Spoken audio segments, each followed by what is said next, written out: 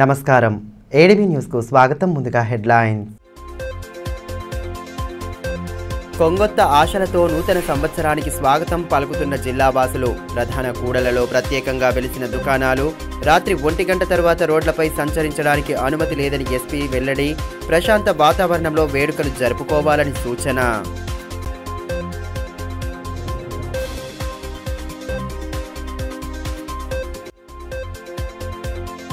ఉన్నత లక్ష్యాలను సాధించేలా కష్టపడి చదవాలి. క్రుషల్ వెల్ఫేర్ ఫండ్ కింద మంజూరైన ల్యాప్టాప్లను విద్యార్థులకు అందించిన కలెక్టర్ రాహుల్ రాజ్. తల్లిదండ్రుల కలలను సాకారం చేస్తూ ఉన్నతంగా ఎదగాలని దిశానిర్దేశం.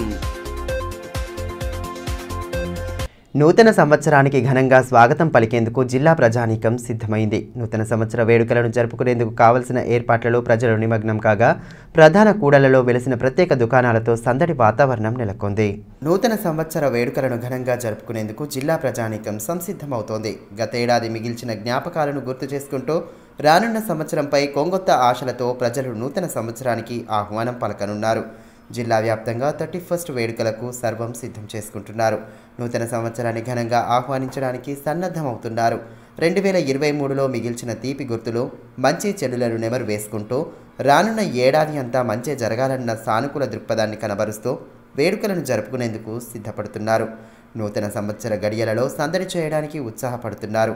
ఇందుకు ప్రధాన కూడళ్లలో కేకులు, బిర్యానీ పాయింట్ల దుకాణాలు ప్రత్యేకంగా వెలిశాయి. ఆటపాటలతో ఉత్సాహంగా నూతన సంవత్సరానికి ఆహ్వానం పలికేందుకు అవసరమైన ఏర్పాట్లలో యువత నిమగ్నమైంది. ప్రధాన కూడళ్ల వద్ద ప్రత్యేకంగా దుకాణాలు వెలియడంతో సందడి వాతావరణం నెలకొంది. ఆయా కాలనీలు, అపార్ట్మెంట్లలో వేడుకలను జరుపుకునేందుకు ఏర్పాట్లు చేస్తున్నారు. డీజే చప్పుళ్ళు, నృత్యాల నడుమ నూతన సంవత్సరానికి ఆహ్వానం పలకనున్నారు. ఇక నూతన సంవత్సర వేడుకల్లో శృతి మించకుండా తగు జాగ్రత్తలు పాటించాలని పోలీసులు సూచనలు చేస్తున్నారు. అర్ధరాత్రి వీధుల్లో వాహనాలు నడపవద్దని, ఇతరులకు ఇబ్బందులకు గురి చేసేలా వేడుకలు జరపవద్దని సూచిస్తున్నారు.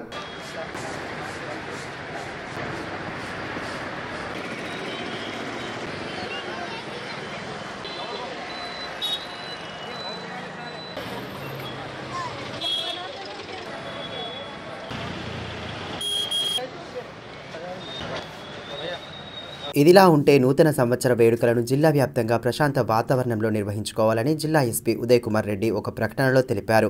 అర్ధరాత్రి 1 గంట తర్వాత ప్రజలెవరూ రోడ్లపై సంచరించకుండా ఉండాలని సూచించారు.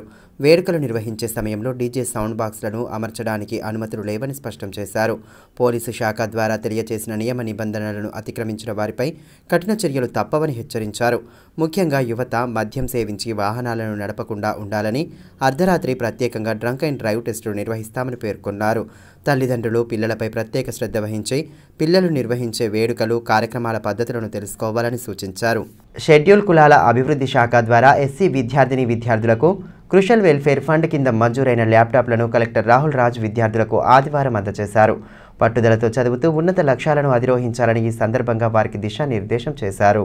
విద్యార్థులు ఉన్నత లక్ష్యాలను నిర్దేశించుకుని అందుకు అనుగుణంగా కష్టపడి చదవాలని కలెక్టర్ రాహుల్ రాజ్ సూచించారు. షెడ్యూల్డ్ కులాల అభివృద్ధి శాఖ ద్వారా ఎస్సీ విద్యార్థులకు క్రుషల్ వెల్ఫేర్ ఫండ్ కింద మంజూరైన ల్యాప్టాప్లను విద్యార్థులకు కలెక్టర్ అందజేశారు. ఈ సందర్భంగా జిల్లా కలెక్టర్ రాహుల్ రాజ్ మాట్లాడుతూ విద్యార్థులు కష్టపడి చదివి మంచి ఉద్యోగాలను సంపాదించాలని అన్నారు. తల్లిదండ్రుల కలలను సాకారం చేయడంతో పాటు జిల్లా కీర్తిని ఇనుమడింప చేయాలని ఆకాంక్షించారు. చదువుకు సంబంధించిన విషయాలకు మాత్రమే సెల్ ఫోన్లు, ల్యాప్టాప్లను వినియోగించాలని సూచించారు.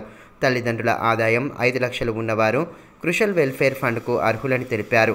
ఈ కార్యక్రమంలో ఎస్సీ సంక్షేమ అధికారిణి సునీత కుమారి, కార్యాలయ సిబ్బంది, విద్యార్థులు, వారి తల్లిదండ్రులు తదితరులు పాల్గొన్నారు.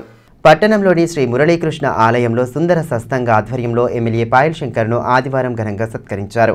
ముందుగా ఆలయంలో పూజలు జరిపిన అనంతరం ఎమ్మెల్యేను శాలువాలతో సత్కరించి అభినందనలు తెలియజేశారు. ఆధ్యాత్మిక మార్గంలో పయనిస్తే మానసిక ప్రశాంతత లభిస్తుందని ఎమ్మెల్యే పాయల్ శంకర్ అన్నారు. పట్టణంలోని శ్రీ మురళీకృష్ణ ఆలయంలో సుందర సత్సంగ ఆధ్వర్యంలో నిర్వహించిన కార్యక్రమంలో ఆయన పాల్గొన్నారు. ఈ సందర్భంగా ఎమ్మెల్యేను శాలువాలతో ఘనంగా సత్కరించారు. అంతకుముందు ఆలయంలో ప్రత్యేక పూజలు జరిపారు. కార్యక్రమంలో నాయకులు సోమరవి, ఆకుల ప్రవీణ్, బండారి పోషన్న తదితరులు పాల్గొన్నారు.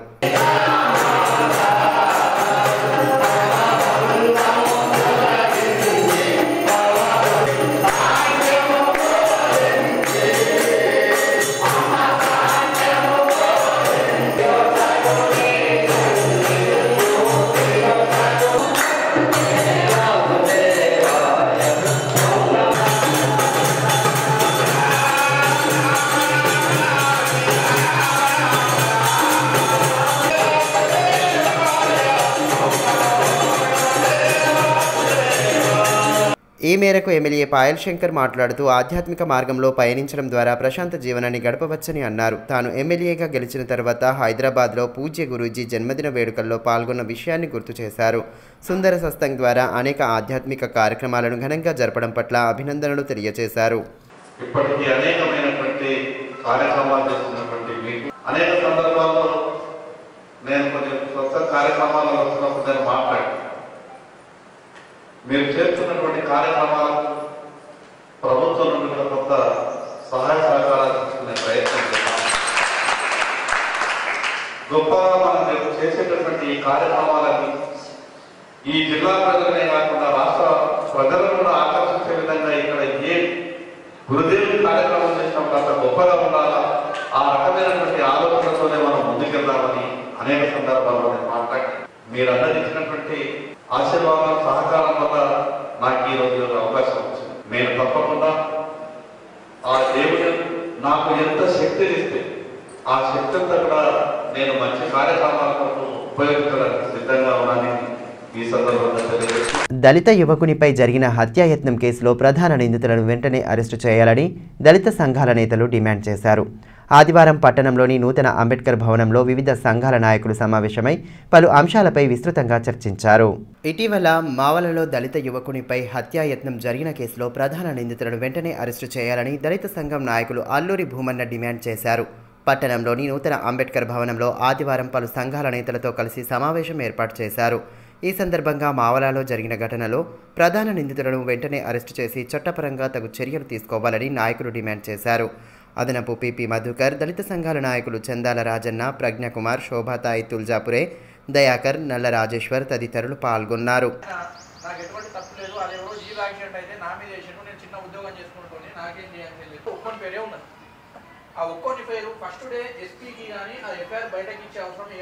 ఈ సందర్భంగా అల్లూరి భూమన్న మాట్లాడుతూ దళితులపై ప్రతిరోజు ఎక్కడో ఓ చోట దాడులు జరుగుతున్నాయని ఆవేదన వ్యక్తం చేశారు.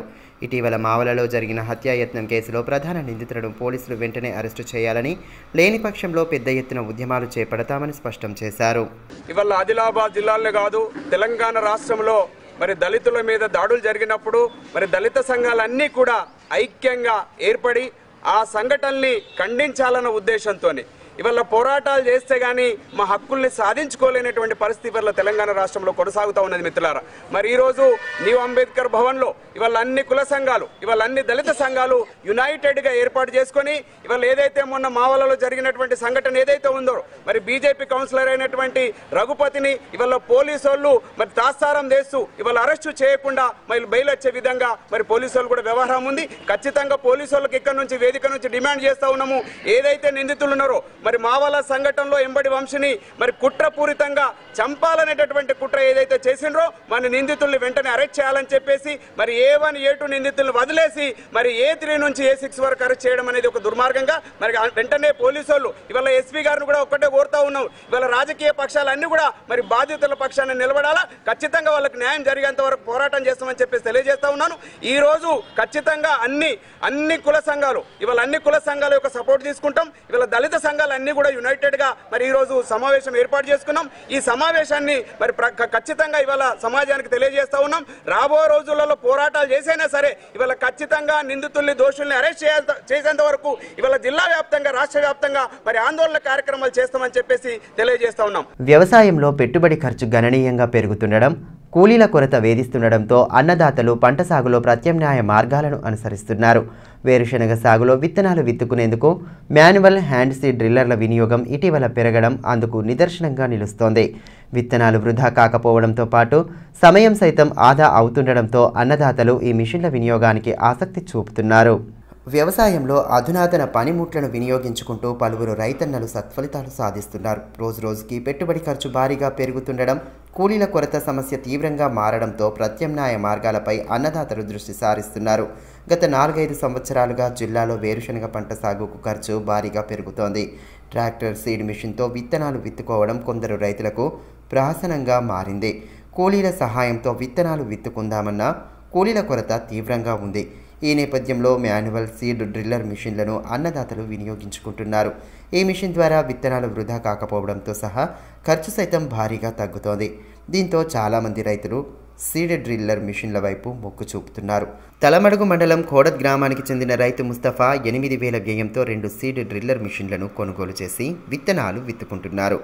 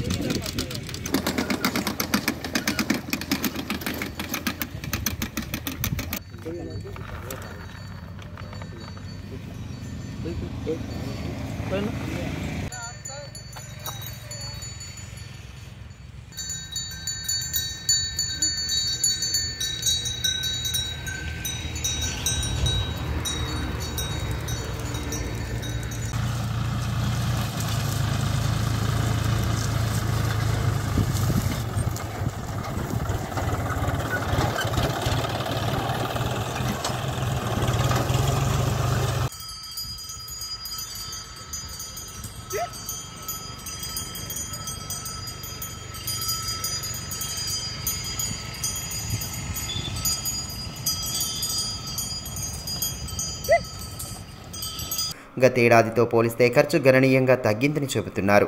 అదేవిధంగా విత్తనాలు సైతం వృధా కావడం లేదని, విత్తనాల మధ్య సరైన దూరం ఉండడంతో దిగుబడి కూడా బాగుంటుందని చెబుతున్నారు.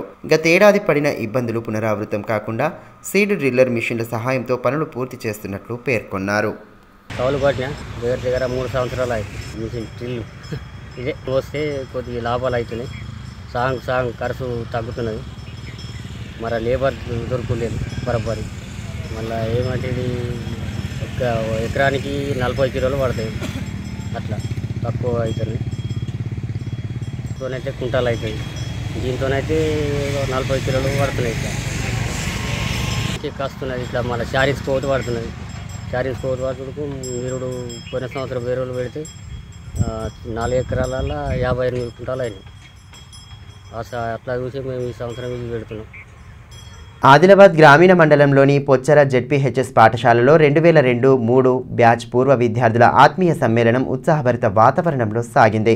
తమకు విద్యాబుద్ధులు నేర్పిన ఉపాధ్యాయులకు పాదపూజ చేసి సన్మానించిన పూర్వ విద్యార్థులు తమ చిన్ననాటి బాల్య స్మృతులను గుర్తు చేసుకుంటూ సంతోషంగా గడిపారు.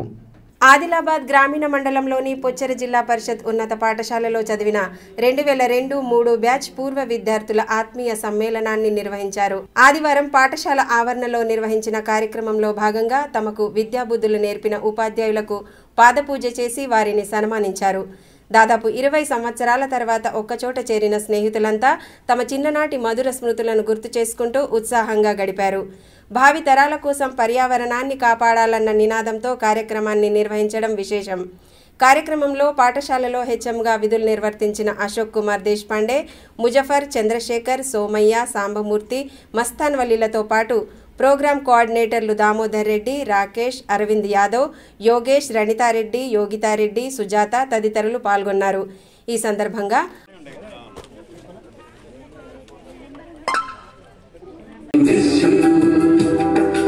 ఎక్కడో పుట్టి ఎక్కడో పెరిగి ఎక్కడే కలిశాము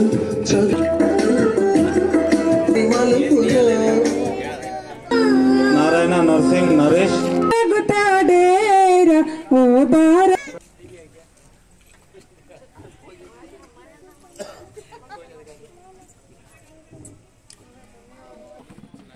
అశోక్ దేశపాండే మాట్లాడుతూ చదువు చెప్పే సమయంలో అవసరమైతే ఉపాధ్యాయుడు దండిస్తాడు, కానీ విద్యార్థులు ప్రయోజకులైతే ఉపాధ్యాయుడు సంతోషిస్తాడని పేర్కొన్నారు. విద్యార్థులతో పాటు ఆనాడు బోధించిన ఉపాధ్యాయులందరూ ఒక్కచోట చేరడం సంతోషంగా ఉందన్నారు. ధర్మ మార్గంలో నడుస్తూ అందరికీ ఆదర్శంగా నిలవాలని పూర్వ విద్యార్థులకు సూచించారు. आपने ये आयोजन किया, हम सब कम से कम मिल तो सके, एक दूसरे को देख सके और एक दूसरे के बारे में कुछ जान सके. बहुत अच्छी बात है. तो ऐसे ही प्रोग्राम में ही तो मुलाकात होती है. पिछले 20 साल में कभी ऐसा मौका मुझे मिला नहीं. यहाँ पर मेरा ये लास्ट स्कूल है वर्किंग का, तो इसी स्कूल में मैं रिटायर हुआ. होने के बाद आप सबने इतने प्रेम से, इतने आवभगत की और इतने प्यार से बुलाया और मुझे आप सब लोगों के साथ मिलने का जो अवसर दिया, उसके लिए मैं आयोजकों का धन्यवाद करता हूं. ఈ 20 ఏళ్ల తర్వాత తమ చిన్ననాటి స్నేహితులంతా ఒకచోట కలుసుకోవడం పట్ల పూర్వ విద్యార్థులు హర్షం వ్యక్తం చేశారు. కార్యక్రమ విజయవంతానికి సహకరించిన ప్రతి ఒక్కరికి కృతజ్ఞతలు తెలిపారు.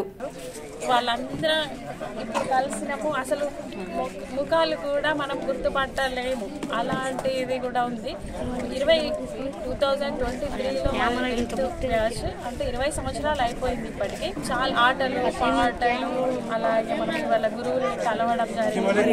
బాయ్ ఫ్రెండ్స్ అందరూ టోటల్ ఆల్ టుగెదర్ ప్రోగ్రామ్ జరుపుకున్నాము. ఎప్పుడు వస్తుంది జ్ఞాపకం ఫ్రెండ్స్ కలవాలని, కానీ అసలు మనకు పెళ్లి చేసుకొని వెళ్ళిపోయిన తర్వాత అసలు కలిసే ప్రసక్తే లేదు. కాకపోతే రిలేషన్ ఉండడం వల్ల ఒకరిద్దరిని మాత్రమే కలవగలిగాము, అందరినీ కలవలేదు. కానీ మన క్లాస్మేట్ సతీష్ పెళ్లికి మాత్రం అందరిని ఇన్వైట్ చేసిండు. అప్పుడు ఆయన పెళ్లిలో అందరం కలిసాము. మళ్ళీ ఒక అతను మన దాంట్లో సంతోష్ అనే వ్యక్తి డెత్ అవ్వడం చాలా బాధగా ఉంది. ఆయన చాలా మంది సహకారం ఉంది, వారికి కూడా ధన్యవాదాలు తెలియజేస్తున్నాను. ఇక్కడికి వచ్చిన ప్రతి మిత్రునికి కూడా ధన్యవాదాలు తెలియజేస్తున్నాను. ప్రతిసారి కూడా పేరు పేరుకు నా కృతజ్ఞతలు తెలియజేసుకుంటున్నాను. చాలా సంతోషంగా ఉంది. ఇక్కడ లేని మిత్రుడు, ఈ ఆలోచన అనేది ఒక మిత్రుంది, ఆ మిత్రుడు మాత్రమే ఇక్కడ లేడు. ఆయన మృతికి చాలా బాధాకరంగా ఉంది. ఆయన గుర్తొచ్చినప్పుడల్లా, ఎందుకంటే ఆయనకింత బ్రతికుంటే ఇలా చాలా సంతోషంగా ఇంకా కొద్దిగా జాయ్ఫుల్గా జరుపుతుండేది. ఆయన లేడు, దానికి విచారం వ్యక్తం చేస్తున్నాం. మరియు మేము ఈ మీటింగ్కి ఒక మోటో పెట్టుకున్నామండి, అంటే save environment for future generation అనేది. అంటే ఈ ఫ్యూచర్ జనరేషన్కు మనం ఈ ఎన్విరాన్మెంట్ని ఇద్దాం, ఎందుకంటే ఎన్విరాన్మెంట్ నాశనం అవుతుంది. సో ఇది జరగద్దు. దాదాపు అంటే మన నిత్యావసర వస్తువులే ఎన్విరాన్మెంట్ నాశనం చేస్తున్నాయి. వీలైనంత తగ్గించాలనేది ఒక చిన్న కోరిక ఈ బ్యాచ్ది. ఆ మోటోతోనే, అంటే ప్రతి మీటింగ్కి ఒక మోటో ఉండాలి కాబట్టి మేము ఆ మోటోని ఎంచుకున్నాం. అందరూ ఈ మోటోని పాటిస్తారని నమ్ముతున్నాము. చాలా హ్యాపీగా ఉందండి ఈ మీటింగ్. జిల్లా కేంద్రంలోని బీసీ సంక్షేమ సంఘ భవనంలో మేరు సంఘం పట్టణ కార్యవర్గ ఎన్నికలను ఆదివారం నిర్వహించారు. బ్యాలెట్ పద్ధతిన ఓటింగ్ నిర్వహించగా కులస్తులు పెద్ద సంఖ్యలో పాల్గొని తమ ఓటు హక్కును వినియోగించుకున్నారు. మేరు సంఘం పట్టణ నూతన కార్యవర్గ ఎన్నికలు ప్రశాంతంగా జరిగాయి. స్థానిక బీసీ సంక్షేమ సంఘ భవనంలో జరిగిన ఎన్నికల్లో కులస్తులు పెద్ద సంఖ్యలో పాల్గొని తమ ఓటు హక్కును వినియోగించుకున్నారు. పట్టణ కార్యవర్గంలో అధ్యక్ష పదవికి ఎన్నవార్ నర్సింహులు, పెద్దివార్ సంతోష్ పోటీ పడ్డారు. ఎన్నికల అధికారిగా ప్రభాకర్ స్వామి వ్యవహరించారు.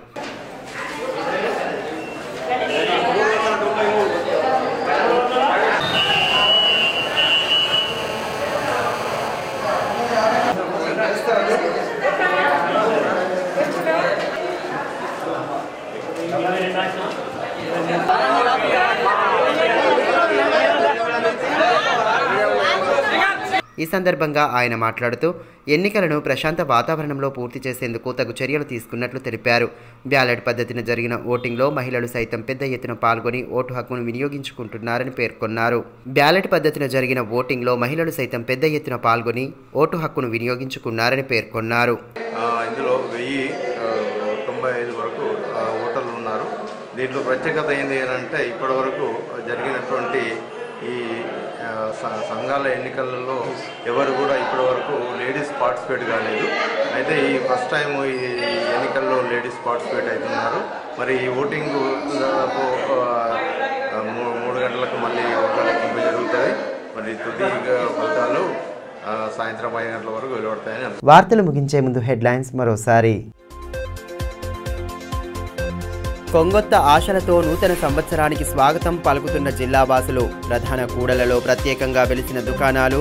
రాత్రి 1 గంట తర్వాత రోడ్లపై సంచరించడానికి అనుమతి లేదని ఎస్పీ వెల్లడి. ప్రశాంత వాతావరణంలో వేడుకలు జరుపుకోవాలని సూచన.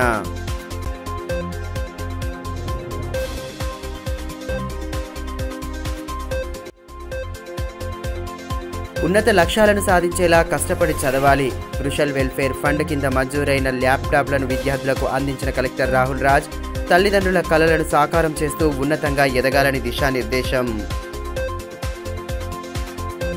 ఈ వార్తలు ఇంతటితో సమాప్తం. తిరిగి ప్రసారమయ్యే మరో బులెటిన్లో మళ్ళీ కలుసుకుందాం. అంతవరకు సెలవు. నమస్కారం.